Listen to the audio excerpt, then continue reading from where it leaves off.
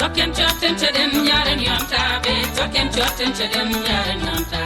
Where you my baba galle I'm gonna jonta. Ayo my baba galle ankana.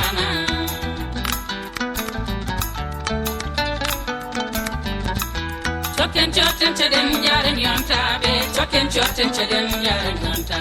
Where you my baba galle I'm gonna jonta. Ayo my baba galle ankana.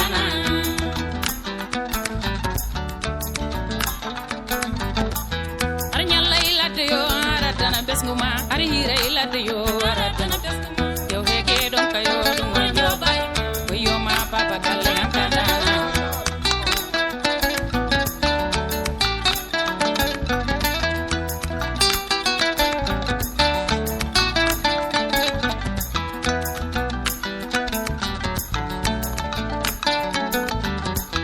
ari nyalla ila de yo aratana besnguma ari hira ila de yo aratana besnguma yo hege don kayo dum wanyo bay yo ma baba galle ankana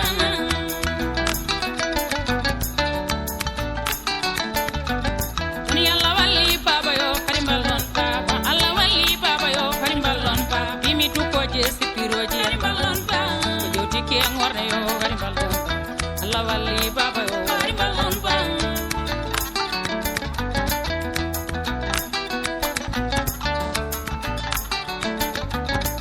Ojo mam nyagi mi amani doko baba galle ya boyardan koni baba galle ya boyardan de ayo ba mum suka be ya boyardan baba galle ya boyardan wayonda dori yo ya boyardan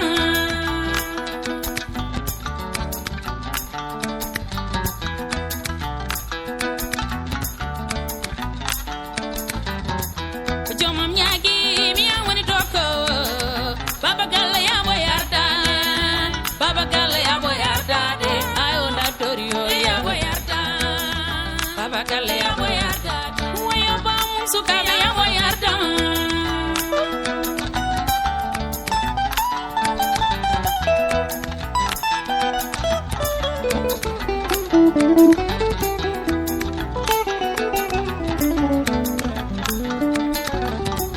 Talking chotin to them yaren yonta.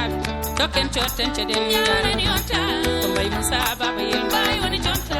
Oy gor ko mo peli na be honko nana.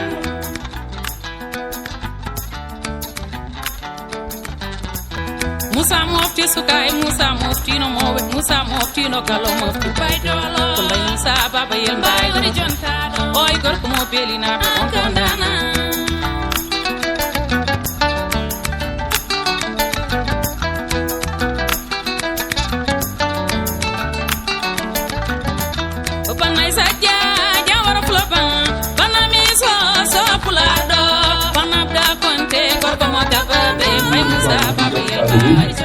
Pour démarrer waxtaan bi ñu jox docteur Insa Touré mi nga xam ne moom histoire générale du Sénégal la bokk ci la bokk si biir si histoire Sénégal bi la bokk ñu koy dal moom loolu ko wax ci la bokk yéen dañu ko xam nañ tamit synthèse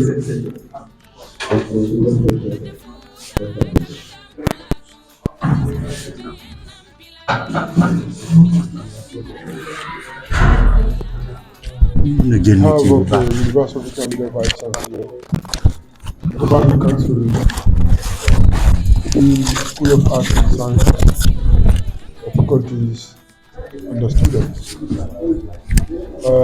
First of all, we would like to thank Professor Paul, who is our erudite scholar in African history, especially in Senegambia. General history of Senegal is an organization established to explore Senegalese history within the framework of Greater Senegambian history. And that is why since 2010-11, we have been collaborating with the University of St. Antajob and the Center. We were first invited in 2014 with Professor Bojang and to come and actually participate in the launching of General History of Senegal in 2014. And then I was inspired, and I believe that it's through collaboration we can do something for Senegal history from our own perspective.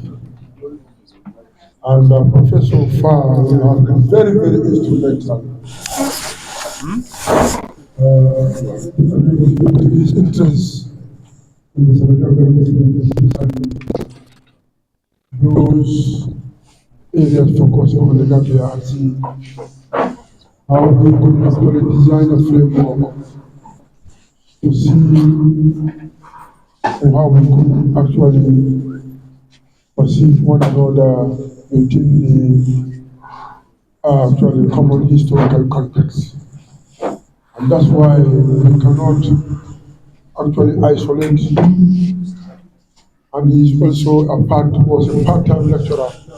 We can say he's also a part-time lecturer of the University of Gambia. He taught a large master's class on migration and boundary. I think Jim and Reverend were his students in those classes, and successfully he actually did his exam, and the grade was actually forwarded to the University of Lisbon. So I believe that the government have their part to play in terms of enhancing integration. I have to believe that the government, that is government of the Gambia, government of Senegal, Guinea-Bissau, they have their role at the political level or at the macro level. But to actually put the integration into reality, I think it can be enhanced through inter-university collaboration. And this has been our major focus and theme. And this is what actually, since we start, I just said, okay, I ask myself, what can we do as universities? Two universities, what could they do in terms of actually implementing the transformation, integration to reality? I started actually co-opting some of them to teach online because the distance is not, spatial distance is not important anymore. But the electronic means actually brought us together in the new technological system. It is important that we are bringing our semester classes to be lectured by professors from Secretary and the General. It's a faculty member and the senior faculty of the University of Secretary. We can say he also become an emeritus professor very soon. He spent most of his life teaching and also ensuring that Senegalese or Senegambian histories are documented. So why today as you here so that you will be inspired? You will be inspired by the success and the achievement of Senegal in scholarship, in academy, in heritage. We went to actually Gore Island, and we were amazed and inspired on how Senegalese government committed to what is called preservation of heritage. Because Atlantic islands are very, very important. They are connecting us to what is called comparative system in the 15th century. That does not mean that we were not actually part of the world system. We were part of the world system before the development of Europe in the global system. Europe was actually but within the continental confinement. They could not manipulate the technology to move out. But the moon means that could have been manipulated or explored to reach out to other parts of the world we are not actually invented. And Africa was actively taking part through Trans-Sahara, that is territorial or terrestrial form of linkage in the world system. So we were never ever onlookers in the globalization, not so. In fact, we were actively participating in the globalization before Western Europe. We were connected with the Middle East through North Africa. Our goods and whatever services were going down to India and other parts of the world. So in order to actually expand the horizon, we have to actually come out of our Gambian jurisdiction with our experienced and experts who can actually impart deeper knowledge. That's why today Professor Fall has been very, very instrumental. And he likes the University of Gambia students. And he likes the University of Gambia. So let's do everything to make sure that whatever we are learning from here, you actually adopt it in your life. And then we pray that this kind of bond that is a link between the University of Gambia and Sheikh Anta Diop and this particular center will be actually translated into reality. We need monitoring zone. If Sahel zone is successful in implementing monetary union, not so. I think the Senegambian zone, because Senegambia is a byproduct of Sahelian zone, not so in the ancient history. Like for example, I told you about Ghana Empire and the origin of the Wolof people from Wagadu, led by Amari Gulfars. Not so. So you can understand that Sahel people this area completely. And if Sahel is successful in the establishment of monetary zone and Senegambia being the periphery or suffering of the Sahelian zone on the Ghana Empire, on the Mali Empire, on the Somalia Empire. Now, what are we going to do? Senegambian area has all the conditions, integration. You speak Wolof, I speak Wolof, they speak Mandinka, so what is there now? It's just governments to come together and implement one monetary zone.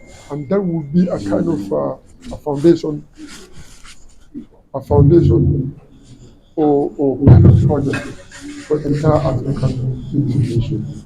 And I believe that being an expert in African boundaries, like there he would be a very powerful lecturer on that. With that note, I really appreciate your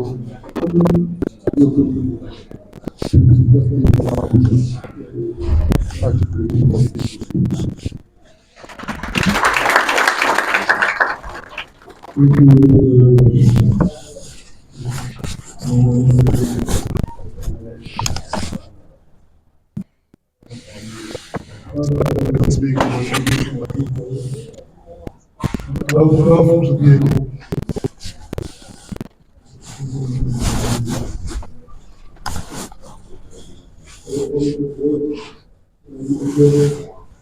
to speak one of them. Actually, I tried to university, okay, but I classroom. Today, let's make this lecture.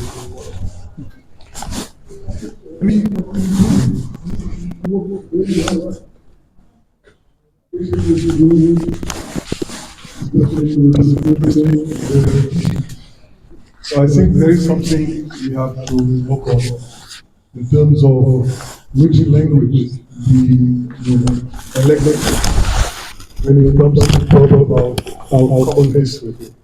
Because we are talking about the exact same history. I'm glad to meet some of my Gambian students, Reverend Jamie and the other member of the master group. It was quite an interesting class. experience. And I will extend the conversations we had over this last month or weeks to this group, because it's the same topic, it's the same conversation, it's the same history, it's the same questions I'm raising since now more than 40 years. For 40 years, we've been talking about these issues. And I used to present this conversation through three paintings, three drawings. The Reverend here is familiar with a language on those topics.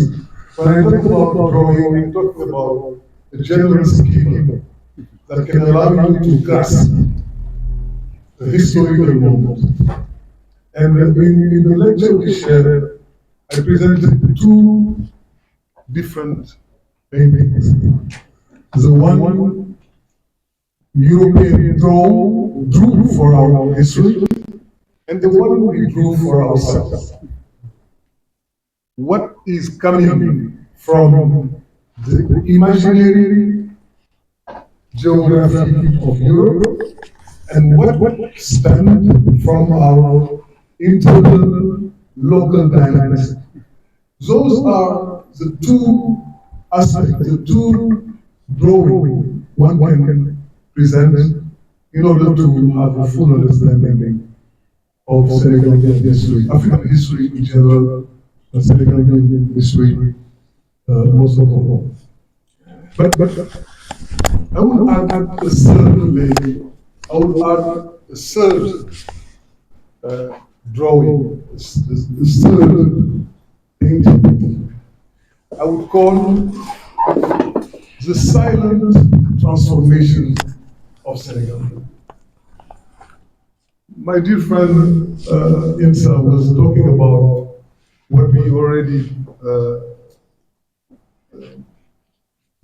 did in terms of inter-university collaboration. We were talking about the common heritage we have. I think those are already the signs and the elements that show that something is happening. We are not yet conscious of that silent transformation, but something is definitely happening. Beyond the corporation, the academic corporation, beyond the common heritage, I will lay out some very important aspects that show how Senegal and Gambia are experiencing silent changes in terms of building the common future. I will address that third part, but let's go with Reverend. I think you will not hear something new because we already addressed this issue in class, and I will just extend it to our student here. As an historian, we are not really familiar with the way history was written. We are not really familiar. We are familiar with a sense of talking about the past, a sense of writing about the past, but how that past was written for us, I think we are not used to think about it, because it's something very subtle. We are not even concerned about the extent our mind and way of thinking were informed by what I call the geographic imagination of Europe. What I'm trying to tell you here is what we always considered as our history, as our own history, was that imagination created by Europeans. I will try to lay out that part. And you will see that it's something very deep in our understanding of African history. And yet, it's not really African history. It's how African history was written and drawn from Europe. And this has so a strong grip, so a big grip in our mind that we don't even think about it. Let's talk about that imagine. I think that part I could just give the floor to the Reverend to present that part, because we had a very interesting discussion on those aspects. When we talk about African history, I just mentioned that we are not dealing with African history. We are dealing with the way Europeans thought about African history. And this goes way beyond the origin of modern time. The origin of modern time. I'm talking about the first century. The first century of our history. Right at the beginning, when Europeans thought about Africa, they never thought about that continent that is the cradle of humanity, that continent where humanity was invented, that continent where humanity developed and spread all over the world, because that's the real Africa. That's the real Africa. That's the Africa created by history. That's the Africa reality carved in the long run of history. But yet, the European thought of Africa as a triangle. And we have many scholars, many, let's say, geographers and historians in the antique world using the concept of a triangle. We have it in the work of Strabo, in the work of Pomponius Mela, in the work of Eratosthenes. They thought of Africa as a triangle. And that triangle, it's bad I don't have a map here, but you can imagine a right triangle where one side is corresponds with the Mediterranean, and the other side is East Africa. Those parts of the world, those parts of the continent was really known. It was Greek, Persian, the Roman managed to visit and describe those parts of Africa. But Strabo himself said that when it comes to the other side of that triangle, meaning the part beyond the Strait of Gibraltar, Strabo said that he knew nothing about that side of Africa. And that side of Africa is the part corresponding with Senegal. What I'm trying to tell you here is Senegambia was the missing link of world history in European mind. And when people ask about the people from Senegambia, Strabo said that those parts of the world are the domain of goddess and monsters. And the people he described in Africa was people with heads top. That's the imagery developed by Europeans right at the beginning of the first century. And that's the root of bigotry, that's the root of racism, that's the root of contempt people developed about Africa and West Africa since the origin, since the first century of our. And you know, you have the echo of that cultural contempt in many books and even in many scriptures. the Reverend knows what I'm referring to. So that's the first level, that's the first moment where Africa was portrayed, West Africa was portrayed as a no man's land occupied by monsters and people with the face of a dog. And fast forward, we come to the 15th century. The 15th century was the decisive moment where the imaginary geography of Europe developed and was considered as African history. What happened in the 15th century? What happened in the 15th century is, Portugal was known as this big power who really conquered the world, discovered America, Brazil, and the West African coast. But people have tendency to overlook one aspect about Portuguese history. Portugal is actually a very weak state. Because when Portugal was discovering or opening the seas and coming to Africa and America, the king of Portugal didn't really control its own land, because 2/3 of his national land was detained by the nobility. And what happened in Portugal is the nobility who partook the reconquest of Portugal from the Arabs took all the available lands in Portugal.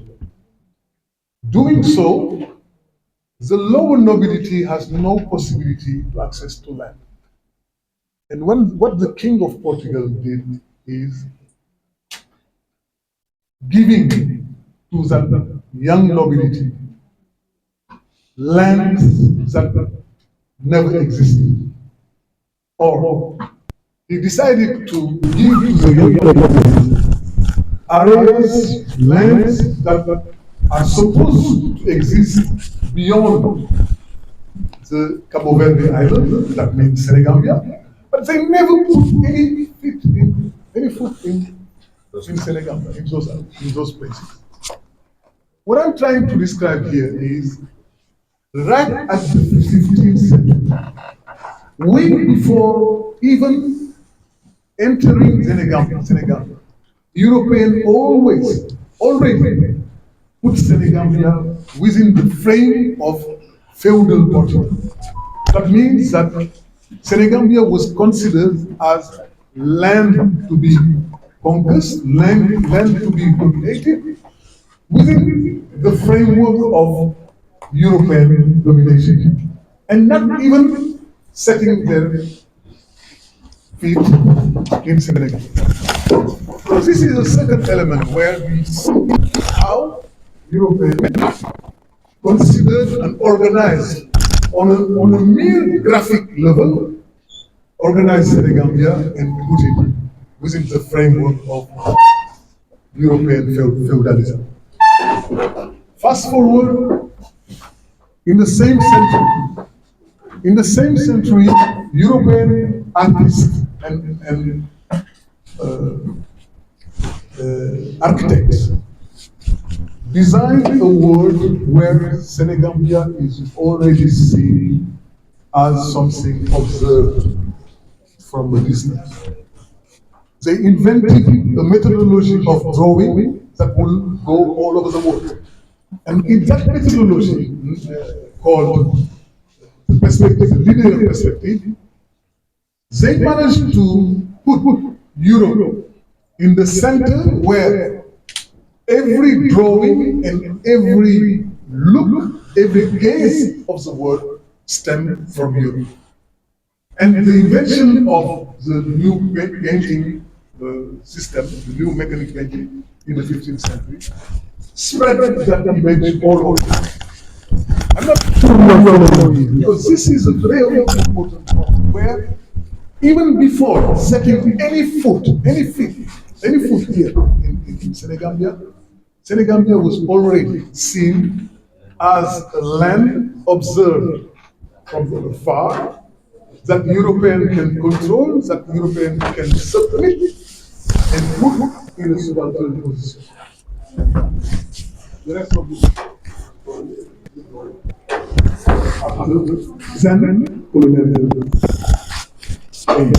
then slavery came. But before colonialism and slavery, that part of the African continent was already within the general schema drawn from the imaginary. Slavery, definitely, that explains why generally African people are always thinking of Europe in terms of the hierarchy. That Europe is on the top and Africa on the bottom, on the bottom. And you see, that another moment will come in 1648. What happened in 1648? It was the Conference of Westphalia. In Westphalia, what happened is Europeans met in order to try to solve the war they had in terms of religious conflict and discussion and contest on land. And they found this solution, accepting that from now on, every sovereignty, every power should be bounded by boundaries in the territory. They invented the territory based on the specific reality of Europe in the 15th century. And they decided that every sovereignty in all of the world should be within the limits of the boundary. And what happened here is what was specific to European history would be considered like a universal one. And look, even today, we are still within the framework of the Westphalian concept of the. I can keep on along those lines and talk to you how the model of these imaginary geographies developed in modern history and how we so lazily adopted them as our model of history because we didn't claim it, but look how dependent we were in framing our own history. In framing our own history, look, when you use a map, Europe is always in the north. In the map we are using. When you talk about sovereignty, when you talk about identity, we use two words. We always get from European culture. We are incapable of getting out the heritage of Westphal. Meaning, every time we talk about our sovereignty, our states, our sovereignties and our states are always within the limitation of the territory and boundaries. And every time we are talking about our identity, we always think of identity in terms of ethnicity. And those two concepts stem from that imaginary geography I was referring to. So I think that I can go on talking about this issue, but now I think you really grasp, you really understand that what I was talking about was not really African history, was not really African trajectory, was not really African or Senegambian history. It was definitely how Europe drew that history within an imaginary framework.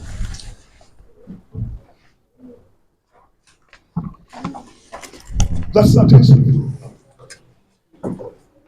That's not history. And it's too bad until now, our books, our maps, our way of thinking of our identity are still within that lens. Until now, nobody here can think in terms of identity or nationality beyond the limitations of boundaries and ethnicity. Why? That's not our heritage. That's something we borrow from that European imaginary.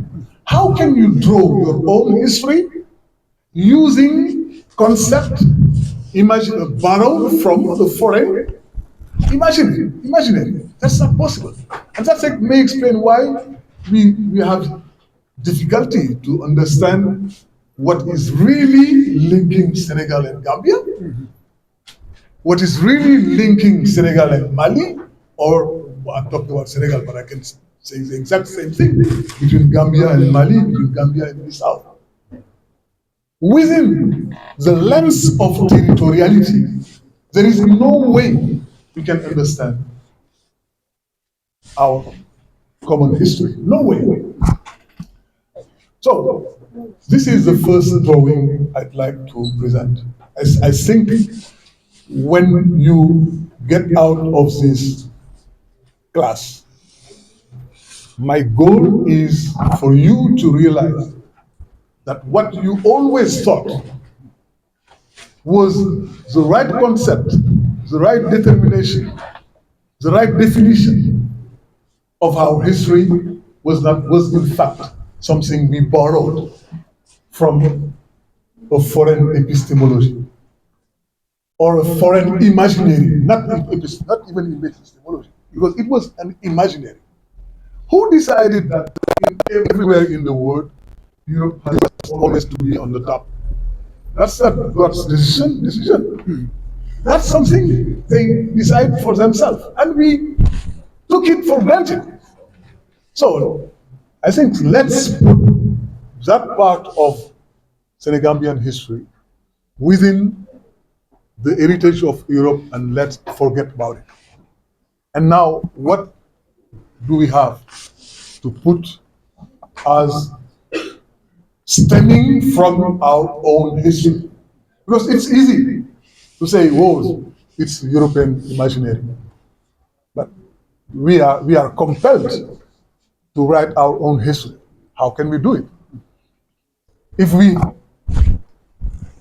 dismiss the concept and categories borrowed from European imaginary, the appropriate answer would be to just ask the question to our local language. Because local language speak volume about the reality of our history.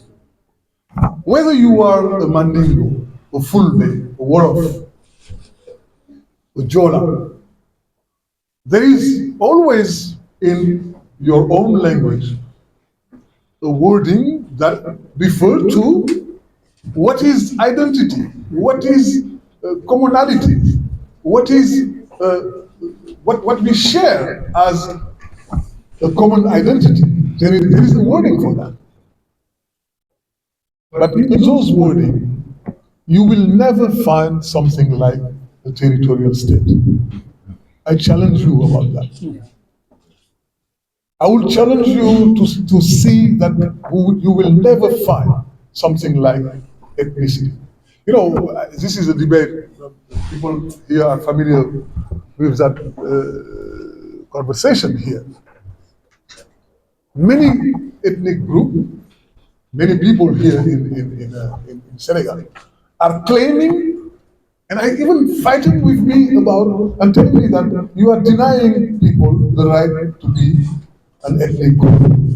And this is the way to show you the grip of European mythology in our mind. People are claiming their belonging, their appartenance, their belonging, no, not belonging, eh? Their inclusion within a frame that has nothing to do with their own history, that they get from people from outside, from an imaginary borrowed to European tradition, and they are claiming it. I'm mad with you because you are denying me my ethnicity. Yes, I'm denying you your ethnicity because ethnicity was a colonial construct. It was a colonial construct. Now, if you are Mandingo, how you define the traditional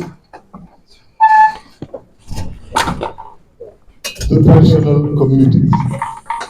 You will use the word kafu. My fellow students, what is the other word in Mandingo you gave me as an equivalent of kafu? The Reverend is no longer here, but there is another word in Mandingo. I think it's Kabilo, no? I wrote it down. Kabilo is what? No. We were talking about the kafu, and there was another word you gave me. Huh? In Mandinga. Yeah, in Mandinka. Yeah, actually, it was the Reverend who gave me that wording. But anyway, I don't speak Mandinga. But what is important here is that we have our own wording and our own concept in terms of defining our collective identity. Yeah, that is it. Our collective identity. We have Kafu in Mandingo. We have Tengsoba in Mosi. We have Laman in Wolof, Laman in Serer. We have Lamu in Fulani. We have Dugu. Kompil. Kompil is not there. Like Kompin? No, we have many wording because it's important here is to notice that our own language managed to draw our collective identity, and that's important. And what is the common denominator of those wording? Kafu, Jamani in Soninke, Lamu. The common denominator is these are collective identity that are not organized within the compound of a political boundary, but these are collective identity organized around land and rituals. All the names we can find in local languages referring to collective identities always stem from how land was organized and distributed and how rituals were developed. So the power and community organization was always based on land and rituals. And this created a local dynamics we found in all over Africa.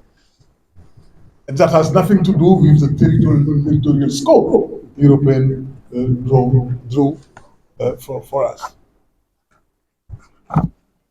And I used to portray myself as a Marxist in another life when I was younger. When I was younger, when we were talking about our societies, when we were referring to our history, we used to use the concept borrowed to Marx and Engels about class struggle, territorial state, nationalism, etc., etc. And we realized that those concepts, even developed by Marx and Engels, belong to that geographic imaginary of Europe. because all the concepts used by Marx was borrowed to the experience of England in the 19th century, where you can find different classes like the bourgeoisie, the proletariat, and their class, their struggle is the really the very dynamic and the very driven force of history. But when it comes to our own history, what is the driving force? You cannot talk about class struggle between bourgeoisie and proletariat where there is no bourgeoisie and no proletariat. That's not possible. And yet, my generation used to spend nights and days discussing about the struggle in Senegal between proletariat and bourgeoisie, and yet it was European history we were referring to. Yeah, definitely. And what is the driving force? The driving force of our history, whether it is in Senegal, Gambia, Mali, Burkina Faso, wherever you can go in West Africa, there is some common identity, common driving force. It's always people from cereal-based agriculture that are seeking available land, that are migrating from north to south.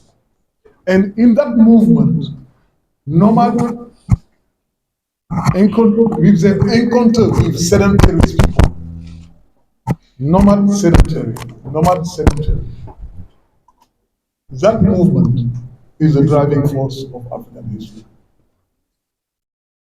You know, I've been studying this for more than 30 years.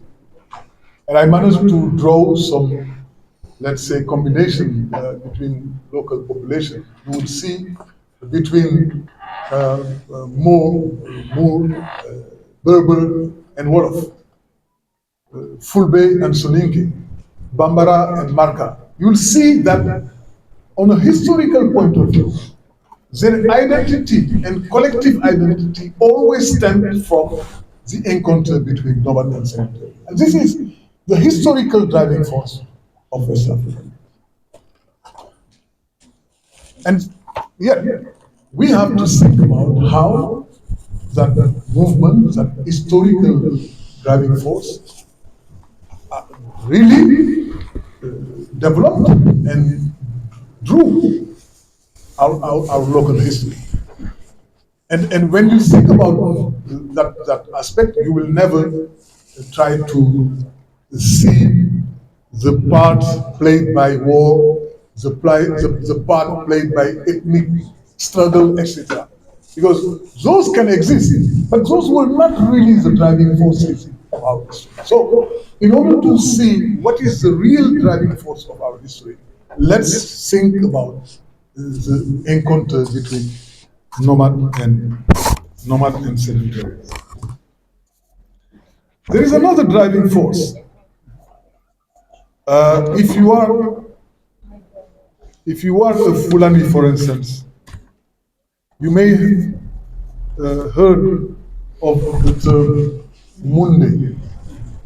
If you are a Mandingo, you heard about the terms Berinindo. Berinindo is a movement, a north-south movement developed for millenaries, for herders, seeking salt. They left the north and they went to the Atlantic shore in order to look for salt. And that historical drive was most of the time developed by the Fulanis. And those movement was really international movement because they would go from Mauritania, actual Mauritania, to Sierra Leone. And we have actually many evidences showing that Almada in the 15th century is talking about that movement, Bunde movement, and until now, those movements are still developing. And those dynamics has created north-south movement from Fulanis exchanging, settling down, mingling, being in a reciprocal relationship with Serer, with Mandingo, with Fulbe, with Soninke from the origin until today. And yet you will not find those elements, those references in the traditional books. We already we notice the way Islam was spread in West Africa. Islam was spread through the movement of some clerics, not by war, but some clerics, some Soninke clerics, some Moorish clerics. They developed movements all over West Africa, settling down, creating villages, and those movements has nothing to do with boundaries. Those movements always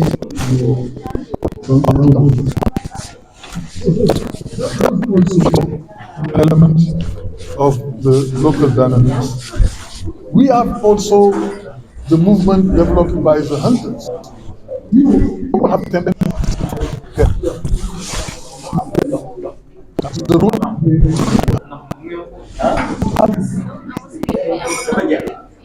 of the man.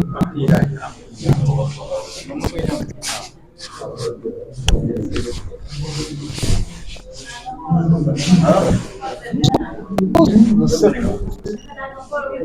by hunters. And those of still in colonial period and has developed into really in West.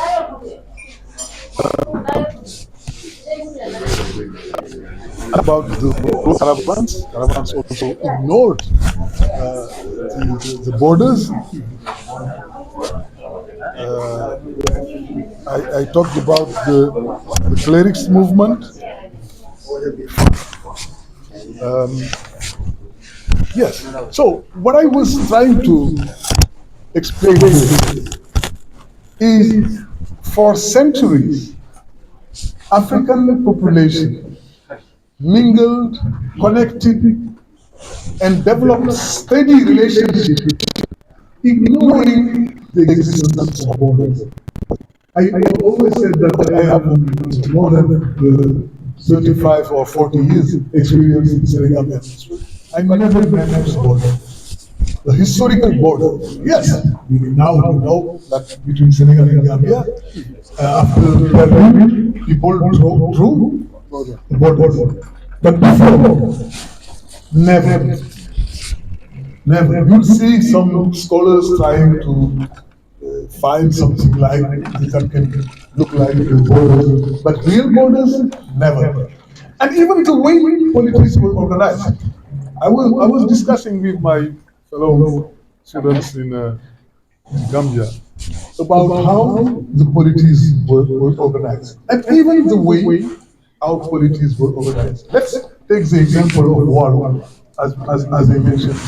Walo, because Walo is one of the primary polities in Senegal, and Walo was organized in a concentric way, stemming from one capital, Diourbel, and around Diourbel, the first ring occupied by the brothers of the king. Then another layer were settled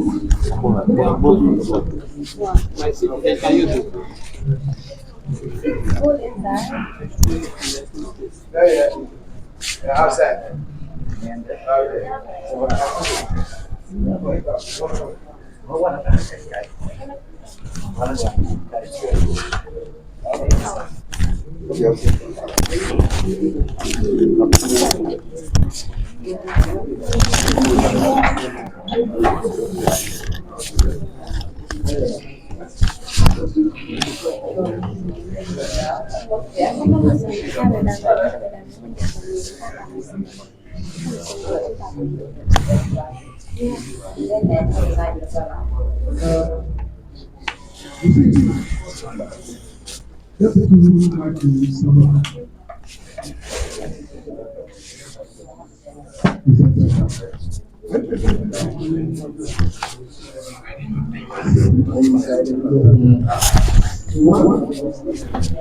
referring to the,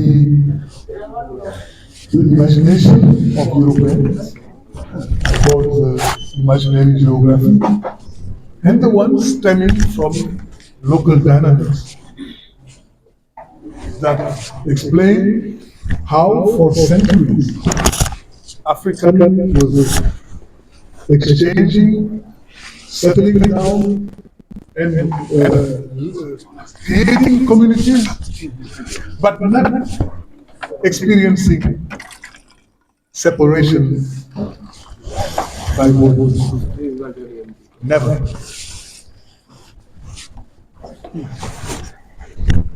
And you know how the history was developed, how history unfolded. When we got our independence, instead of claiming the traditional heritage about the kind of organization where there is no boundary, the kind of organization where people were together, creating community, developing economic ties, academic ties, because what we are trying to do. This was done for millennials between Senegal and Gambia, between Mauritania and Gambia, between Mali and Senegal. So we are not inventing anything. But when we claimed our independence in the 1960s, what happened? Instead of creating or claiming those ensembles, we went separate within the framework of territories. And everybody remembers what Cheikh Anta Diop said. Cheikh Anta Diop in 1950 wrote that we have to be careful. We have to be careful what we are heading to. Because if we go to independence within the framework of the imagination of Europe, meaning within the territorial state framework, it will be too late. Africa will never experience development. Africa will never experience unity. Africa will never experience emancipation. Never. He said that in 1950. And he said that if we don't go straight to claim our commonalities, commonalities in history, commonalities in language, commonalities in the way we organize ourselves traditionally. If we don't go straight to our federal destiny, it will be too late. Because what will happen is the heritage of the imagination of Europe will settle down and remain in our head, remain in our politics. And that's exactly what happened. We went to independence separately, Gambia, Senegal, Mauritania, etc., etc. But now, everybody is aware of the fact that this is a misleading track. We are not going anywhere within that framework. Look, 65 years of independence, and we are still lagging in condition where we experience physical physical poverty, in terms of infrastructure, in terms of even freedom, in terms of democracy, in terms of education.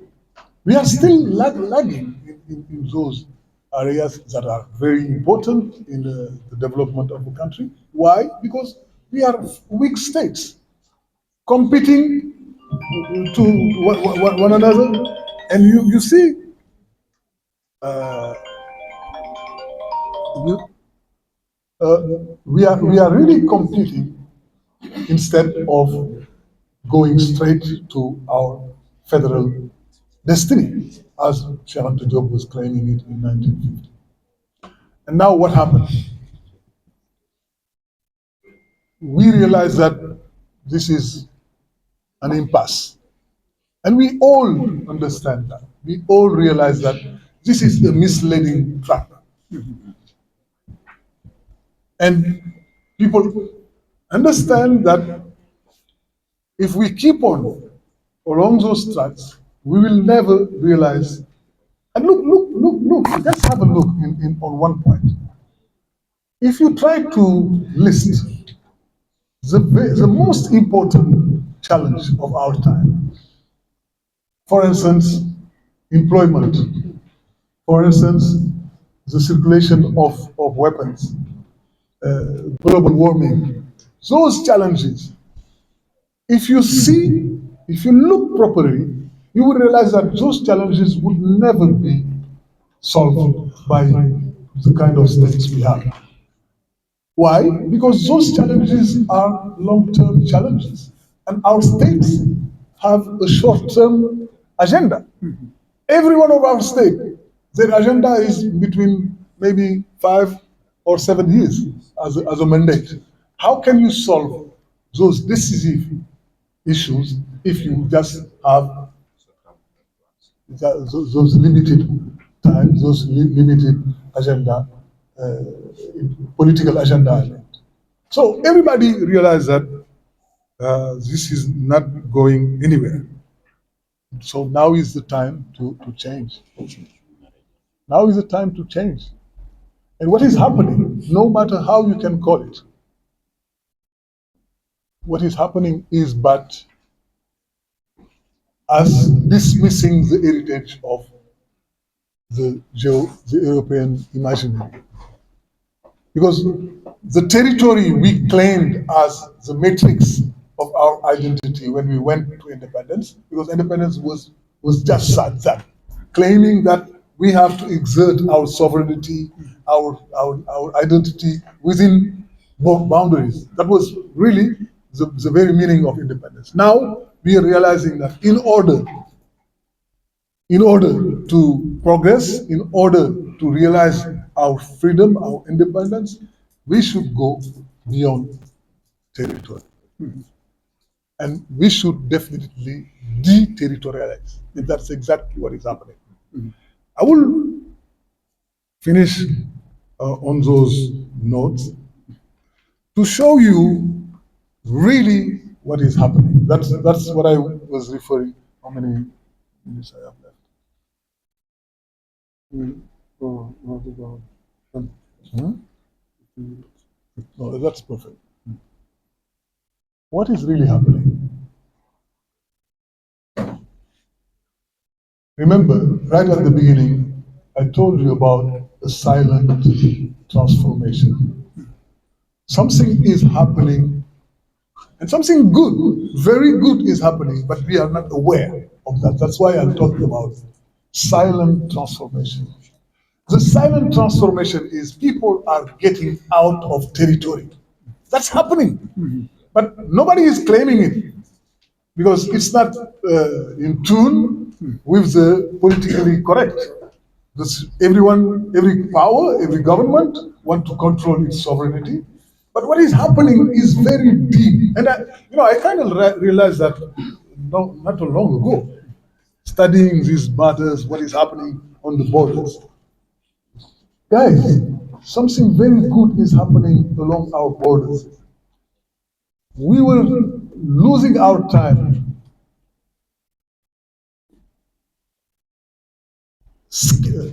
how do you call it? Sticking on boundaries, but local population are away from those boundaries. That's exactly what is happening.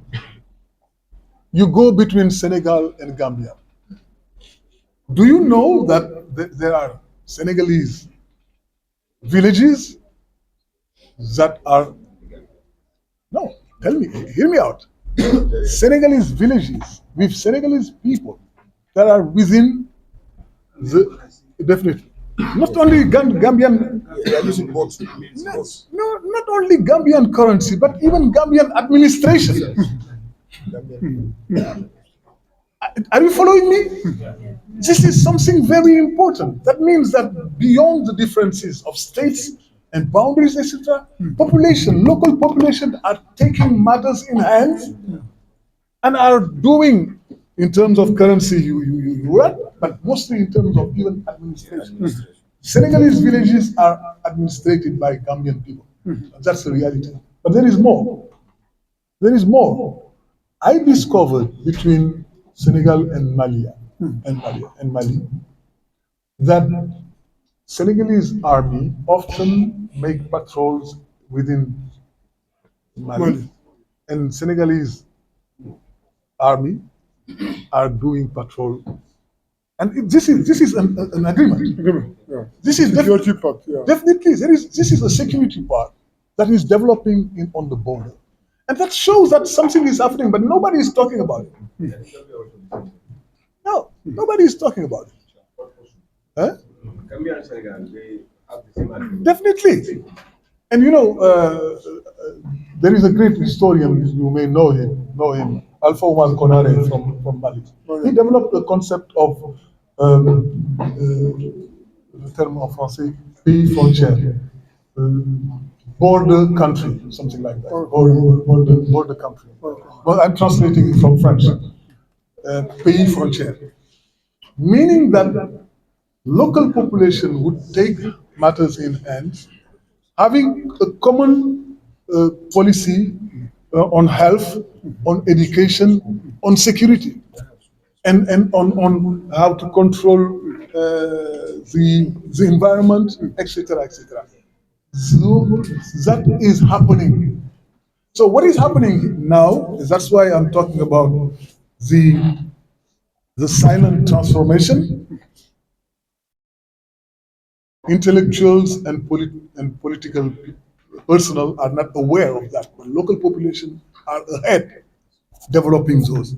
But even the politicians now are aware of that. Look what is happening. Two aspects.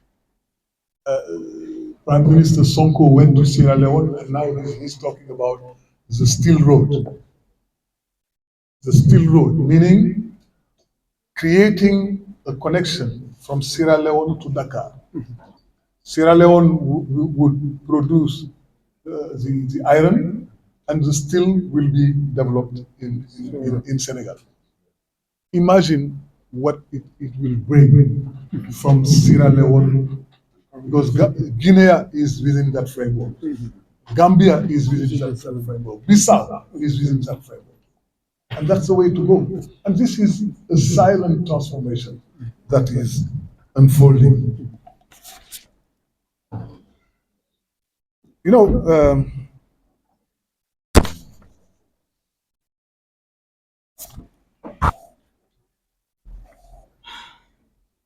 there is an organism we call here Puma, who is developing sustainable development on the territory, on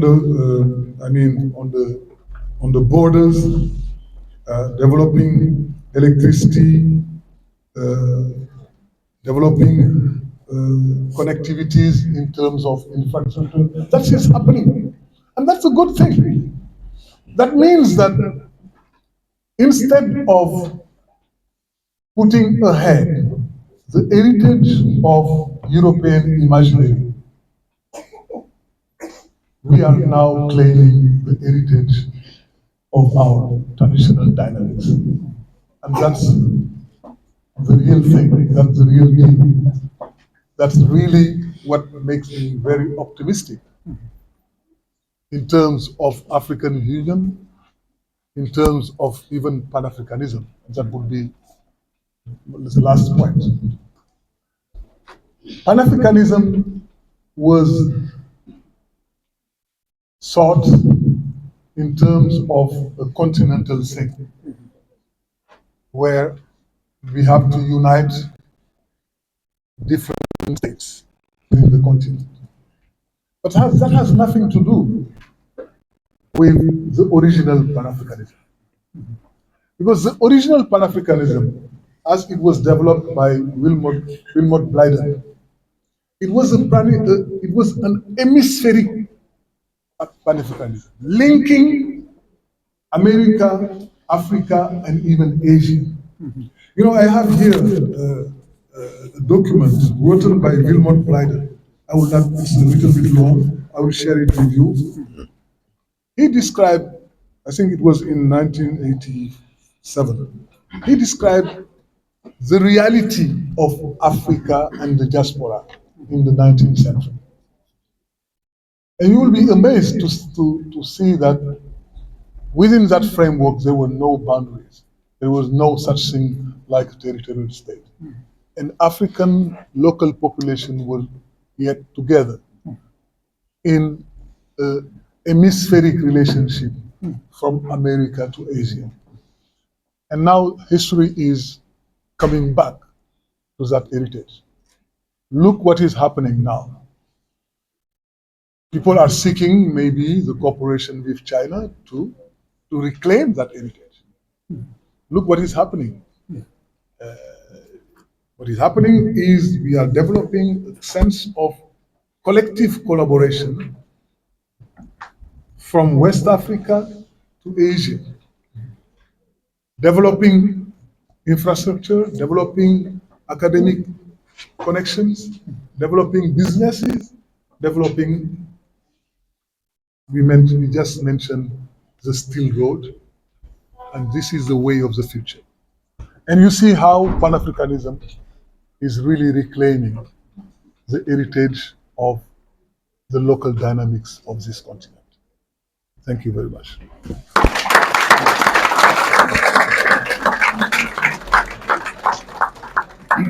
Let's have a second applause for Professor Visite.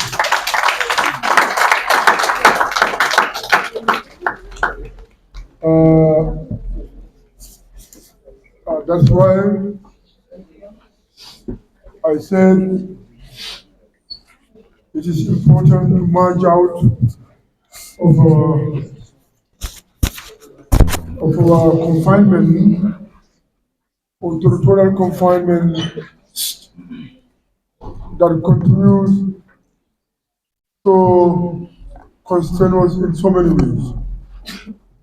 If you look at or listen to him thematically, you will understand that he's talking about what are we claiming, what we are claiming now, it doesn't really belong to us.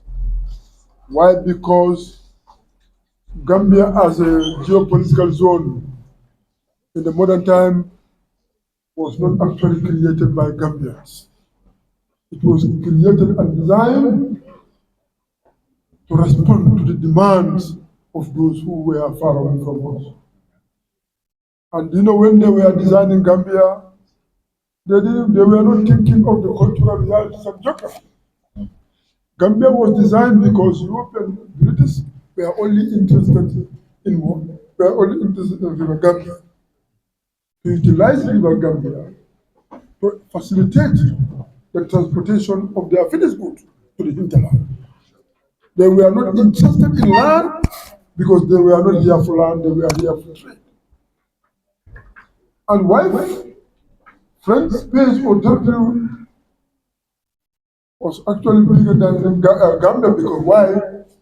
Because there was actually an intense demand for peanut oil in France around 1838. So based on that, France was actually designing territories in order to actually control more land for cultivation, more land for production. So you can understand these people were maritime and these people were territorial or terrestrial in their grade. And we are now claiming those areas that were only created to respond to their economy. Yes, Gambia, I'm Gambian.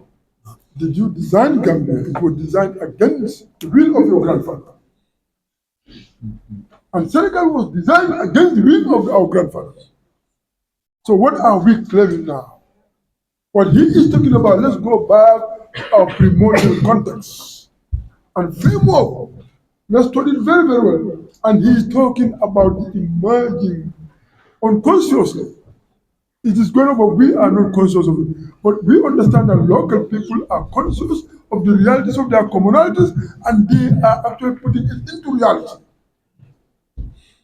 You know, like for example in Gunjur, in Gambia, the environmentalists are entering into Abenna. Jannah in Casamance are confronting, helping their co-environmentalists. So you can understand that people are actually going beyond the physical boundary. They are now going reflecting on their primordial state or condition to do what? To actually foster unity. And I believe that in 5 or 10 years' time, the government will adopt it as a framework and eventually something that we will never expect will happen in Africa. And this should, I consider this thing as a divine intervention. I'm telling you. Look, we've been coming to this place, Secretary Job, here, almost 15 years now, or 10 years. But I've not been thinking of what I am even doing. I didn't know. I have not been conscious of what I am doing. And you have not been conscious of what you are doing. We are now defying all the concept of boundaries, but we want to come together in order to actually create a condition that reflects our primordial realities. As one of the framework he actually designed for you to go back and think about it. Let's not think of this Senegalese, this is Gambia. For what? I think we need to reflect now.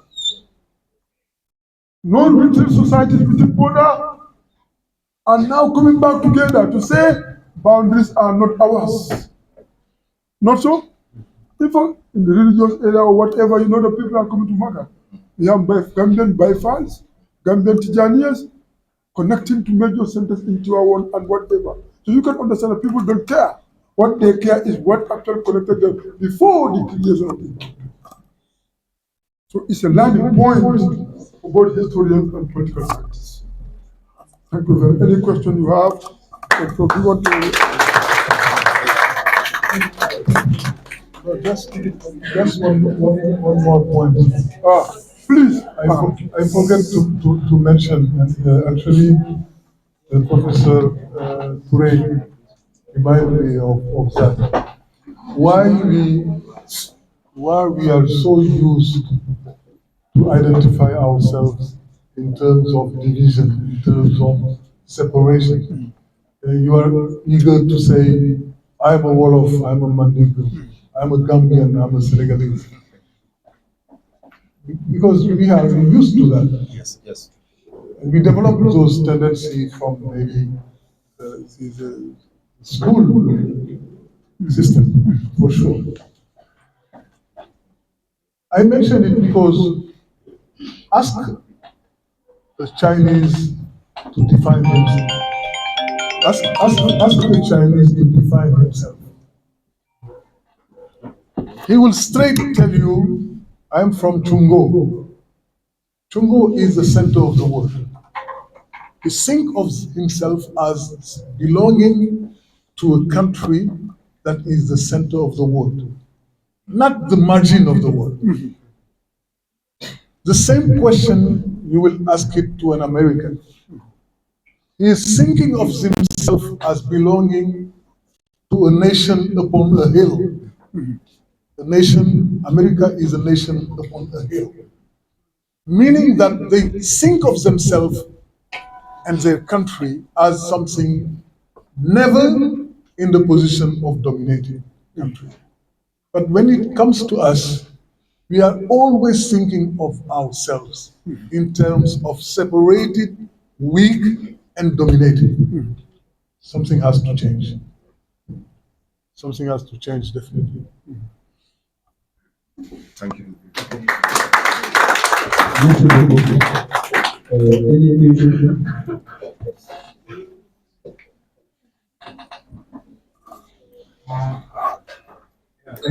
Ku jël kàddu gi dafay jóg lu présenté wu wax la lu muy doon.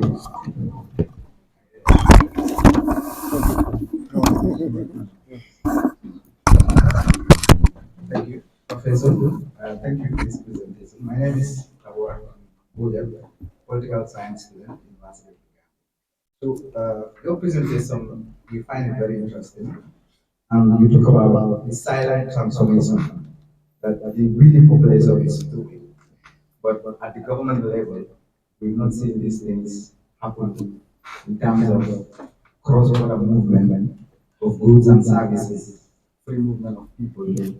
For example, between Gambia and Senegal, I cannot bring certain things from Gambia and bring them to Senegal. Rice, oil, onion, and this has been there before I was born, many years, many decades. So we believe, as you said, this transformation is going right, but at the state bilateral level, it's not working. The ECOWAS free movement of people is not realistic. The African continental free trade area, like in fact they call it ZELCAM, is not working. So how do we think the governments can make this real? Not just the population, because the population cannot achieve it when the governments are in trade barriers. So can you talk about that, especially between Gambia and Senegal? How do you remove the problem between them, the barriers?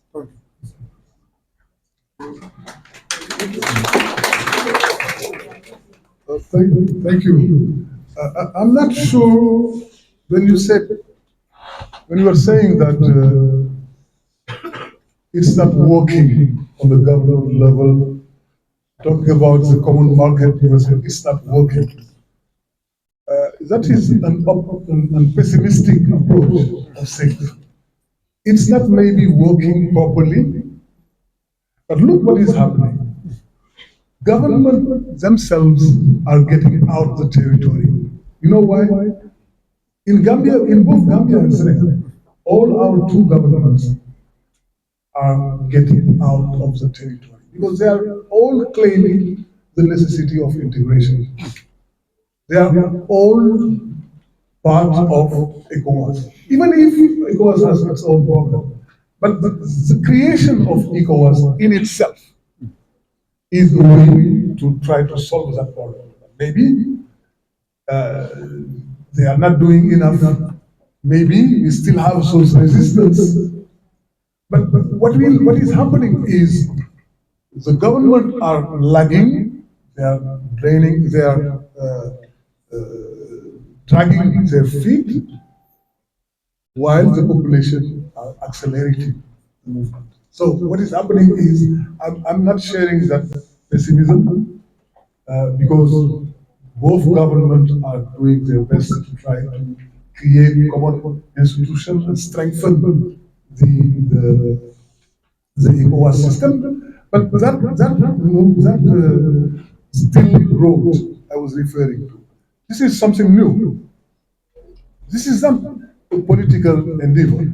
This is an economic and very powerful undertaking. Sonko is championing. He is trying to create the road for steel, linking Senegal, Gambia, Bissau, Guinea, and Sierra Leone. I think that's the way to go. And the local government also are getting out of territory, developing what they call the decentralization movement. In Gambia and in Senegal, this is the central policy to try to give more leverage and more influence to local government. So that's the way to go, but I agree with you. Things are not going in the appropriate path. But I think that maybe very soon, if you combine both the silent transformation from below and the slow path of integration on the top, something will happen. And I'm pretty sure that that's the way to go because we have no other choice. So let's be optimistic. Let's be optimistic because if we have a government like the one we have here, I'm not throwing any to the Gambian government, but I'm pretty sure that there is a tendency in Africa, not only in West Africa, but on the whole continent. What is developing now is that we have governments that are thinking in terms of the interest of the majority and not being uh, dominated or controlled by foreign power. A government who is aware of the local and the national interest will go hand to hand and realize the integration from below and from the bottom. I'm an optimistic person. I think that's the way of the future. I'm not sure you are convinced, but no, no, we have no choice. It's already going on. No, I'm telling you, something is happening. You go to the borders. But what we described right away, this is something we didn't invent. I was not even aware of that. This is something like an epiphany I discovered maybe 3 months ago. Even And something is Senegal or happening. Gambia, Yeah. Senegal or Gambia secretariat. And there is another layer you don't forget the role of the diaspora. We have Gambian diaspora and Senegalese diaspora all over the world. Those diaspora are trying to work together, develop project together, and that's also that's part of the deal. Imagine if the central government is doing the integration within ECOWAS and the Steel Road, for instance. And the local governments are developing those initiatives along the different borders. If you add another layer of the diaspora, I think there is a room for more optimism. So let's be optimistic. So we did not answer one question. That is the trade between Gambia and Senegal, the embargo. Do you think they should remove that? Oh, definitely. No, this is total nonsense. And let me just tell you, if they don't remove it, population will do it because they will develop the smuggling systems. Fraud. Yeah, fraud. No, for sure. But this is a nonsense. This is a complete nonsense. You are right. What happened right now when it comes to sugar and oil? You see that some people, traders from Senegal, will smuggle sugar from the Gambia to Senegal. You can see how they respond to certain political situations when it comes to embargo on certain commodities from the Gambia. The Senegalese will come and Gambians also will go and bring. So which means the population don't care. Once the policy is actually instituted or adopted, people just actually do their own things where they will, you know that the money smuggled things into Lumi or from Lumi to Senegal. So what he's trying to tell you is that I think the unification or whatever integration we are, it is gradually coming from the ordinary people. Yeah. Ordinary population, that is the downtrodden people, are now implemented. And now it will be intense later where the governments will now become sensitive to it and come up together to develop a policy that will actually enhance the full-fledged integration process. Yeah. I know you people are very sensitive to it, but it will be over. But what is important right now, collectively we are conscious of our primordial commonalities. You understand what I mean here? For example, maybe your mother has relatives in Senegal, not so. Exactly, so we are interacting on a daily basis. And right now, our Gambian women are coming to Kaolack to get vegetables on a weekly basis. You see, what we need to study this thing right now because Prof actually has actually touched on something that is actually we are not conscious of. So people need to look at the level of interaction. Yeah. I can do a level of interaction, bypassing the fiscal boundary designs. Yeah. Thank you. Any question? And to add to that, Uh, and to that, yesterday a police officer stopped us. I said that we did not close the post, our post. So he offended the law of Senegal. So he take out the receipt, he said that he's going to charge us and we're going to pay the fine. So we are negotiating to tell him that we are from Gambia. Okay, and Gambia and Senegal, we are the same. So the officer stepped back. He said, my mother is from Gambia. So he said that because of that, I will not charge you. But next time, try and close and lock all the doors. but subconsciously it is there. But we cannot actually, as scholars, cannot actually identify it and come up with it. So now the prof is telling us that now, let's study what is actually going on. Yeah. When it becomes part of our mind now, population will react Sure. and want to see that it is. I think this is a reality, not so. No, I think that the embargo will not last Not. because this is. I think I know that there is some negotiation around those matters, and we will definitely find the best solution. But this is really something out of the schema. I mean, this is not a normal process because it's again against the rule within ECOWAS. It's against what all the two governments are claiming. So this has to stop. I'm sure. Any question? So, Cecil Franklin, Okay. so shortly before your speech ended, you touched on how Americans and Chinese often select coming from one particular entity, and then from Africa now we're more obsessed, or we focus more on our as Dr. to really describe it, primordial ties. For example, if you ask me, I'll tell you my tribe rather than let's say what I actually represent. So that I think is one of the reasons why development in comparison to Africa and other parts of the world was actually slow. First of all, when it comes to sorry, it's not a question, it's a question. So first of all, when it comes to sorry, let's say policies, development or anything, we focus more on how this affects our own regional or ties rather than the country as a whole. I'll use my country as an example.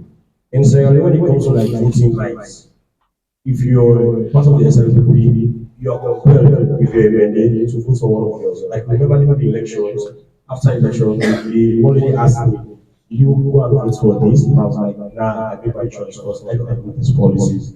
This is one of the things that I believe actually compromise Africa. I don't subscribe to the idea that this protectionist idea of excluding Africa from the global environment actually works. Because you touched on, let's say, maybe the iron ore from Sierra Leone, then they process anything in Senegal, and then maybe it's getting to other parts of the world. Then it occurs to me that sometimes we actually don't need to process it here. Rather, we just need to sell it at a level where we make money. And the United States, for example, they are the greatest exporters of copper. 79% of the world. So basically, sometimes when it comes to resources in Africa, we tend to focus that these resources we're not benefiting from it because the West or the Europeans come and take these resources and then make exorbitant profit. Well, I'm convinced that actually has to come from the government because they have these policies. And when these monies come, they manage it badly. Donald Trump, when he came into office, one of the first things he did was tell everything to get agreements they had with other countries that do not agree with the American ideas. Well, now, whereas in Africa, when a particular president comes into office, we first of all look at how will I be able to benefit my primordial community rather than the country as a whole. So I'm a strong subscriber of globalization because I believe the world has passed the stage where Africa can develop on its own. Singapore went through it, China went through it, South Korea went through it, and I can believe for Africa, if we actually have to cross this bridge as we take it to the next stage, we actually have to accept the fact that one, the world is very interconnected. It is truly to actually understand. So the best thing we can do is have to make it better. If we're actually going to sell our resources, let's the money or the resources we get from those exports be able to benefit people as a whole. And to do that, we have to ensure that all the donors, people in governance or in policy making areas have to leave. And then in order to do that, ourselves here, we have to move along. We're only aside when it comes to selecting these individuals and then thinking of Africa and sorry, our countries in Africa as a whole.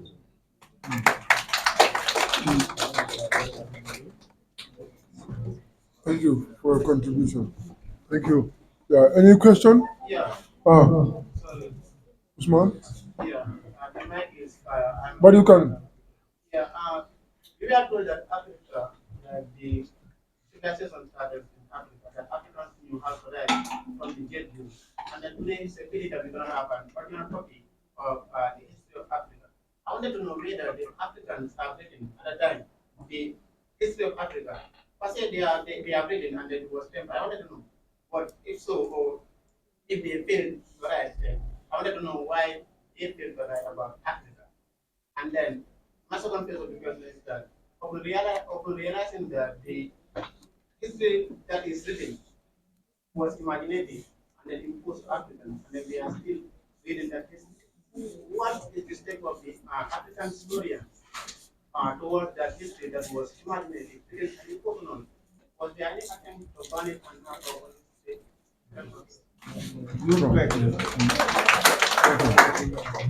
Yeah, thank you very much. Um, the history of Africa, we have to bear in mind that even if the dominant feature of that writing is from or stem from the African heritage, I mean the European heritage, there is some attempt to go beyond the imagery of Europe. You mentioned that attempt in writing the general history of Africa. That was a good move. And what that initiative,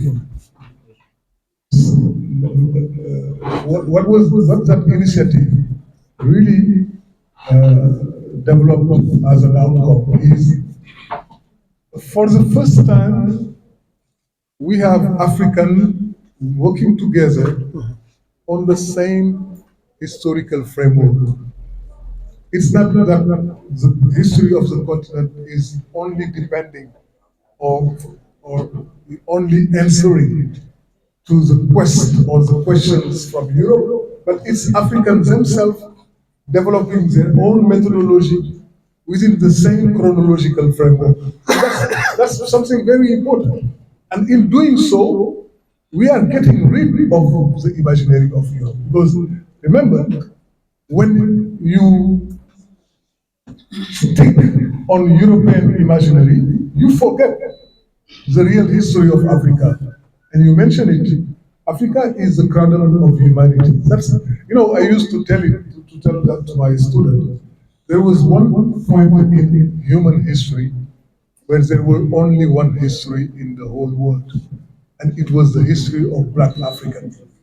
It's not a matter of bigotry or racism, but that's a historical fact.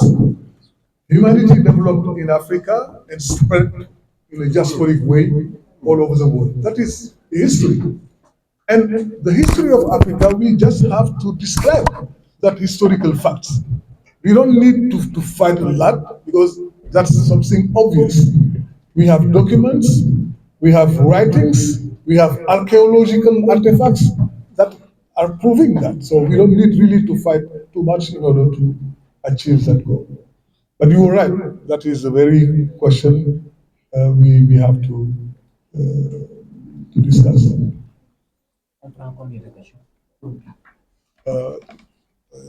Bon, deux peut-être. dañuy jël ñaari question ñu kii parce que waxtu From the girls now, girls. Ladies, or what? Okay. I understand that. Okay. My name is Ansumana. I'm from Peru.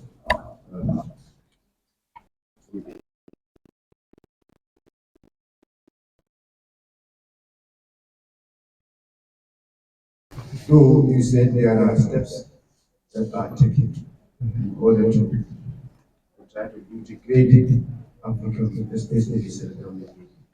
But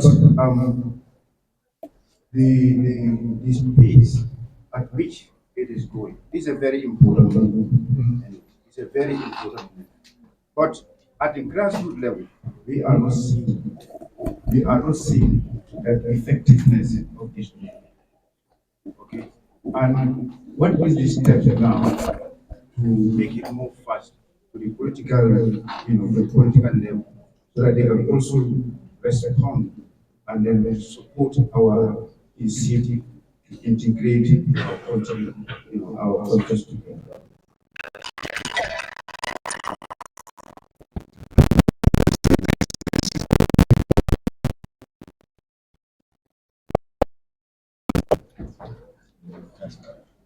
But I'm pretty sure of one thing. If every one of our government is showing real commitment for integration, for unity, and independence and emancipation, uh, that will strengthen, that will also make it more faster the way to achieve. With that, I have no doubt about that.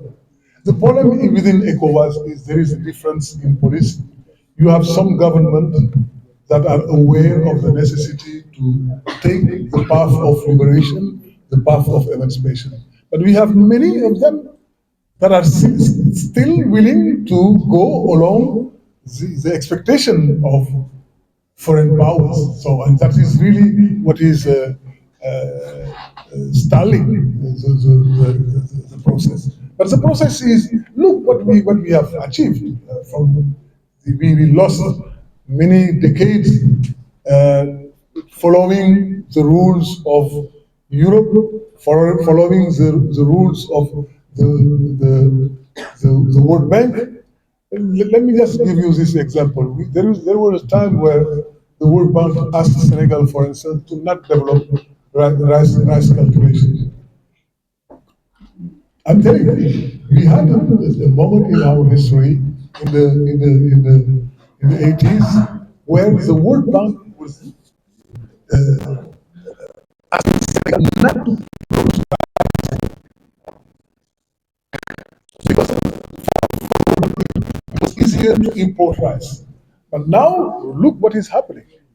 The local government is now talking about rice sufficiency and is developing agriculture, developing the road of waters, etc. What they call the water highway, and that's the way to go. It's if you ask me how can we hasten that process, I would say it's up to you. Whenever you are from Gambia or Mali or wherever, make your government go the way it's supposed to go in order to achieve those goals. And that's exactly, I guess, what is happening in Senegal. We've been stalling for decades, copying France, following the rules of the World Bank, etc. But now we have a government who said, stop. Let's think of a way to fasten our emancipation, to fasten our economic development, and so on and so on. So it's up to every country, every young organization within Gambia, Mali, or elsewhere to just fasten that process. But that process is really happening. What I call the silent transformation is it's not only academic and economic, but it's also political. You are not seeing it because it's not so obvious, and someone mentioned it, saying that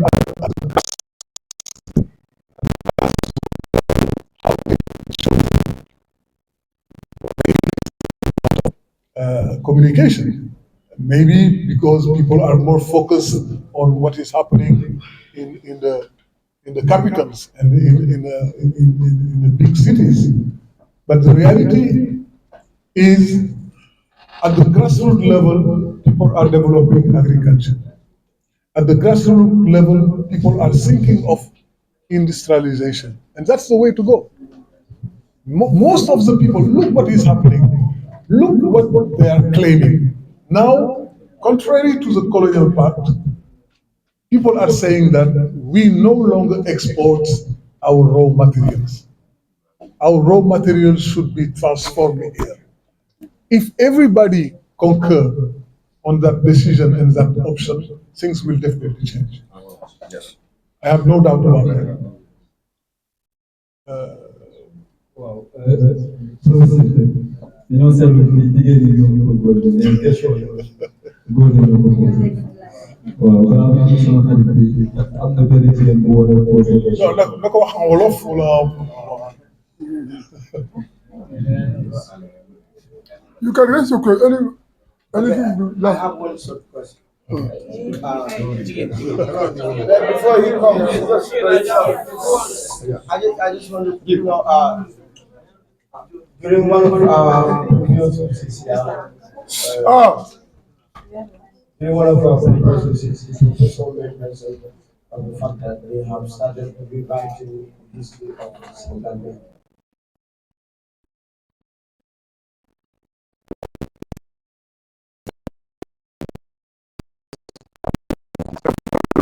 No, that is actually a good question, and I'm really no, thank you. And how people maybe lay a hand on any of those publications for the benefit of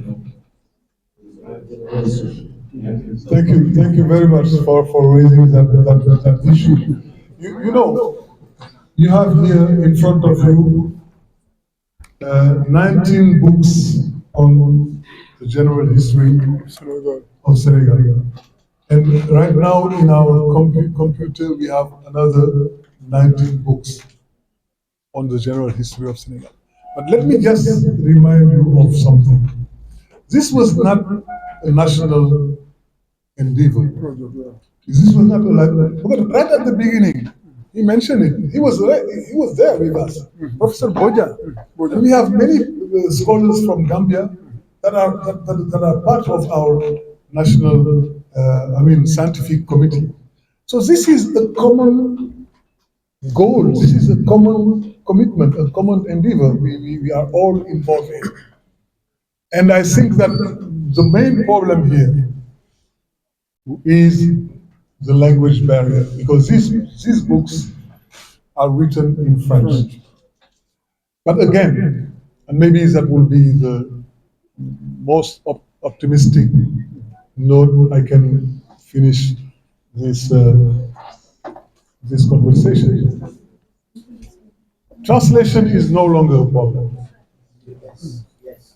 Technology is.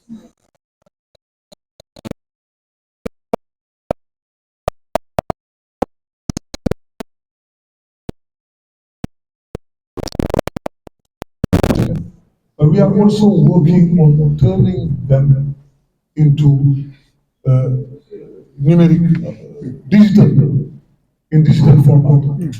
And if we turn them into digital format, the artificial intelligence can right away put it in English and even in Mandingo.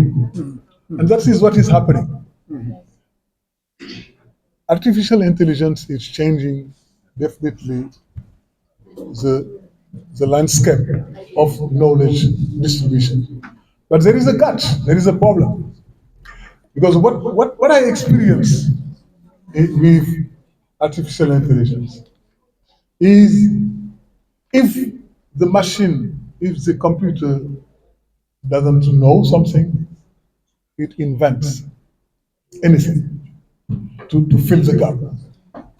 And that is happening in our history because we have a long period of our time we were trying to fill.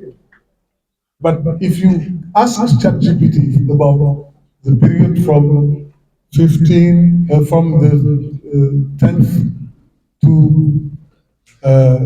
the 15th century, it's a really empty period.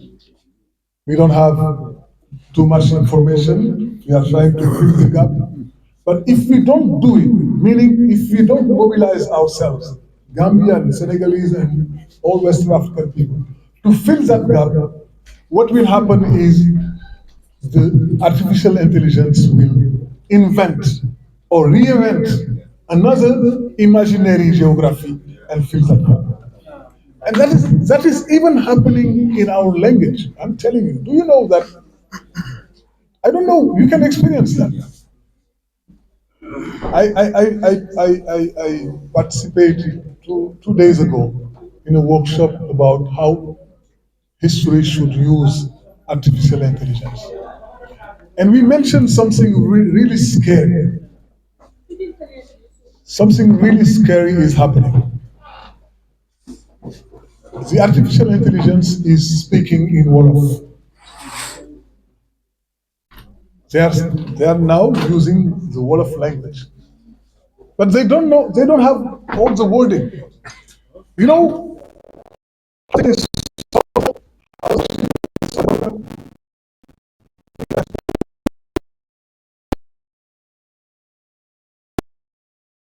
finish that myself. They are inventing a new language. And look what will happen. If we are not doing our job, if we don't do our job, meaning working our history, working on our language, to make them reflect the reality of our history, what will happen is the artificial intelligence will come and teach us a new Mandingo, a new Wolof that has nothing to do with our own language. I'm telling you, and that's happening.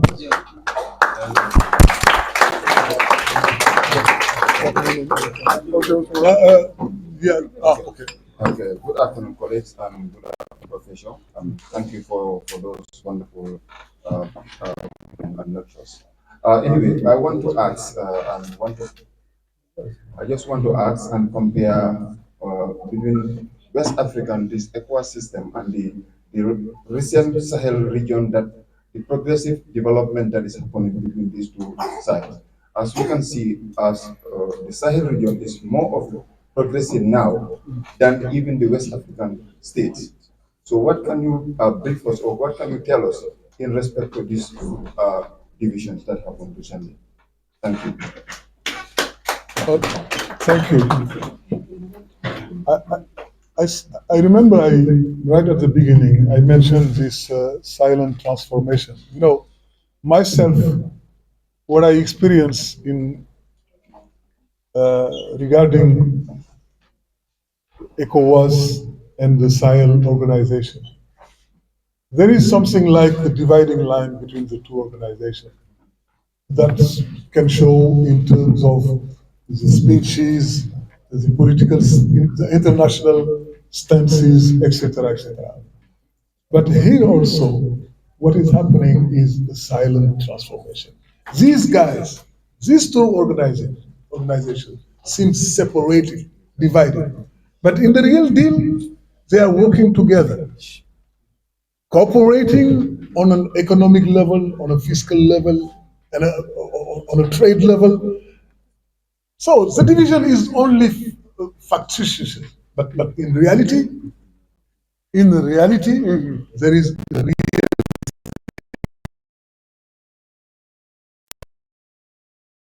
by this rhetoric of division. Definitely.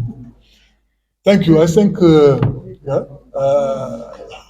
You want to ask? Oh, okay. I just wanted to ask what you said about AI. Mhm. So you just want to add something? Yeah. My name is SFC, and I just wanted to ask what you said. You know, you were saying that we were talking about the disadvantages of AI and how they're trying to replace new words that are not actually in our local languages. What I'm trying to say is that the disadvantage is that the younger generation that are also trying to learn the local languages are actually going to rely on technology because we all rely on technology. And they're actually what they're actually doing. And as time goes on, our own local language is actually going to go extinct. And we, the people, because we grow and probably die off, it's going, people will now think that those languages do not exist. And that's how we erase this, and this imaginary history is going to be implemented. That's true. And that's how we become extinct. Oh yeah, no, that's so true. So we must be careful with AI. Huh? It's not totally reliable. No, don't get me wrong. I'm not against AI. It's a wonderful tool. But remember, what kind of information are available for AI? It's the available information they got from the imaginary geographies of Europe. So it's up to us to give a content to those instruments, to those tools. And that's exactly what you guys are doing. Studying history, doing PhDs and masters, you are inventing new knowledge. You are inventing local knowledge stemming from our culture, from our history, and you will feed the EI. I gave one example. You remember right at the beginning, I was referring to Kafu, Lamana, etc. Those are not French or English words, but it's up to us to put those wording in the memory of the AI. For instance, Lamana. Lamana it was coined by the Senegalese linguist named Patidjan. He talked about Lamana. Patidjan. Let's all be a Patidjan. Inventing new concept, writing thesis, writing books, making arts, and filling the artificial intelligence with information we created ourselves, but not information we just consume from importation. But you are definitely right. Yeah, because then it gets to a point that we actually start believing that is actually not true. That's true. Because that's how so many languages become extinct. That's They no true. longer exist. That's true. That's so true. So this is serious stuff, right? This is serious matter, and it's good. We are aware of those challenges. Okay, Prof. I think another area which you and Prof. Ture need to work on. We are already working together. I know. It's for you to help us establish a department of archaeology in the UTG. This is the most reliable way for me for us to substantiate some of the imagined things. Don't worry for that. We are on our way. We already signed an MOU. Yeah, you signed it. And everything will go along those lines. Thank you very much, guys. Now you are going to sit down. Okay.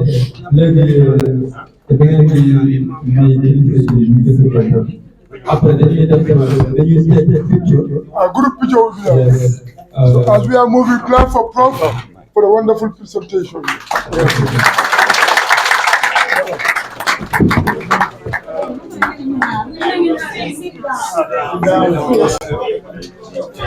Sit down.